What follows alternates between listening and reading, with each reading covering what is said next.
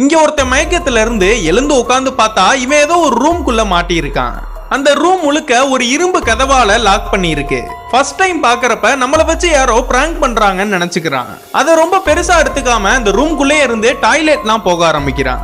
ஆனா 2 நாள் ஆனதுக்கு அப்புறம் பைத்தியமாகி அந்த இரும்பு கதவை உடைக்கலான்னு ட்ரை பண்றான். அந்த ரூம்குள்ளேயே எலினா செத்து புழு பூத்துருக்கு, குடிக்க தண்ணி கூட இல்லாம இருக்கு. அதனால இவனோட டாய்லெட்டை இவன் சூளே அடிச்சு அதை தாகத்துக்காக குடிச்சுக்கிறான். அதுக்கப்புறம் எலி மேல இருக்கிற அந்த புழுவை எடுத்து சாப்பிட்டு இவனோட பசிய போக்கிக்கிறான். தப்பிச்சு போறதுக்கு ஏதாச்சும் வழி இருக்குமான்னு பாக்குறப்ப மேல ஒரு லைட்ல ஒரு சின்ன கீ இருக்கு. உடனே அந்த லைட்டை ஒடிச்சு கீயை எடுத்து பக்கத்துல இருக்கிற அந்த லாக்கரை திறக்கிறான். அதுல ஒரு சிலிண்டரும் வெல்டிங் அடிக்கிற மிஷினும் இருக்கு.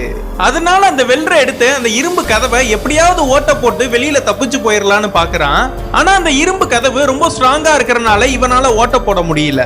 அப்ப அங்க செவுத்துல ஒரு சின்ன ஓட்டைய பாக்குறான். இவன் கையில உள்ள டூல்ஸ் வச்சு அந்த செவுரை உடைக்க ஆரம்பிக்கிறான். ஒரு நாள் முழுக்க அந்த டூல்ஸை வச்சு ஒரு பெரிய ஓட்டையா உருவாக்கி இவன் போறதுக்கான வழியை கண்டுபிடிச்சிடுறான்.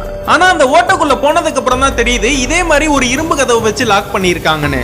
அங்க உள்ள ஏதோ ஒரு மரப்பெட்டி இருக்கு. அந்த மரப்பெட்டியை திறந்து பார்த்தா உள்ள என்ன இருக்குன்னு ஆர்வத்துல திறந்து பார்த்தா உள்ள ஒரு பொண்ணு மயக்கத்துல படுத்திருக்கா.